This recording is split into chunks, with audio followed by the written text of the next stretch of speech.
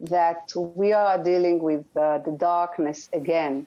And what happens is that people are afraid of dealing with this kind of wound, the historical wound. And when we are talking in historical terms, and the last person who talked said it, we're talking numbers. We're talking like they are objects, not the real stories.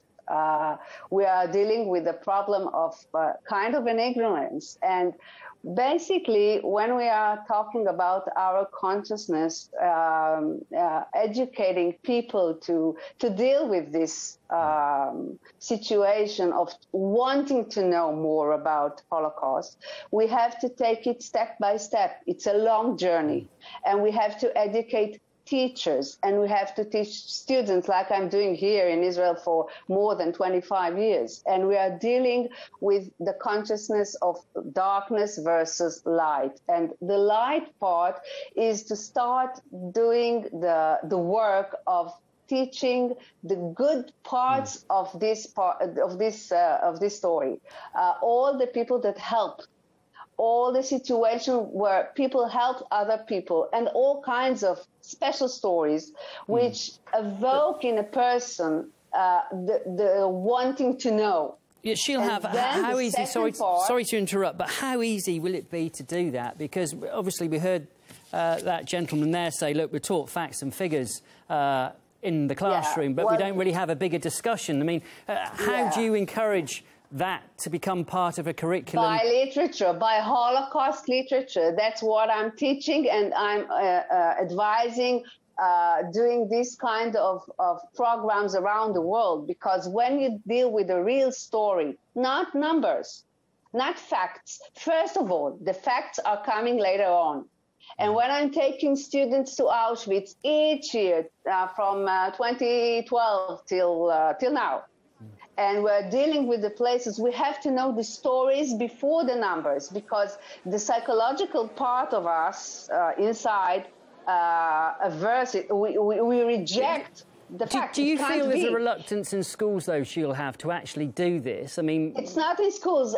Basically, when you have a small kid, you don't want to push him into this horrible story, right? So you take a step back and you say, I don't want to teach him. Even my own kids, when they were young, we don't want to tell them about gassing people. You know, it's horrible. So how do you start it? And take the world as a base to start doing from step one, and dealing with the good parts. What is good in the human being? And think about it. As, if I may say, Jesus taught love. All right, we're just running out of time, she'll have, but I just wanted to ask you, another thing that came up in this survey is that people believe that people are caring less and less about what happened in World War II as new generations are brought up and go through school. They leave not really caring that much as perhaps children did before. Is that something that you sense too? Yes, we do. We do in university. We do with students which are coming to even the second degree in university, you know, and the master degree. It's something that happens around the world. And maybe it's normal in a way, but what we want to give them is to tell them what has happened, not in a way to frighten everybody and to say, oh, it's going to happen again if you won't learn it, but what do we want to take from the human spirit out of it?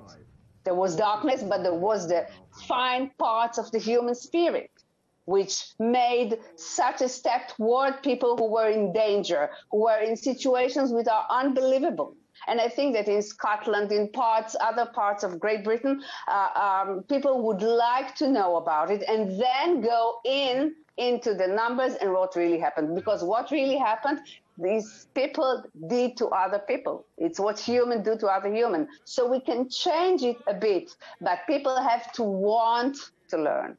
And you can't force people to learn. You have to, you know, to find the right story in their mind, which will give them the way to get inside and learn about it. We see two kinds of students from Holocaust teaching. The first are the students which are, you know, they dive into it. And they say, I've started reading about it when I was a kid. and it's inside me, and it doesn't matter where he comes or she comes from. And there are others which are doing it step by step, guided by fear, and we have to show them that if you want to do something correctly, you have to stop fearing the stories. You have to stop fearing what happened. And I'm doing it with art, Holocaust literature, the evidences of people who were saved versus people that had very, very hard times in there. And you see the measurement, and you see the, you know, the scale of, and what would you do in such situation?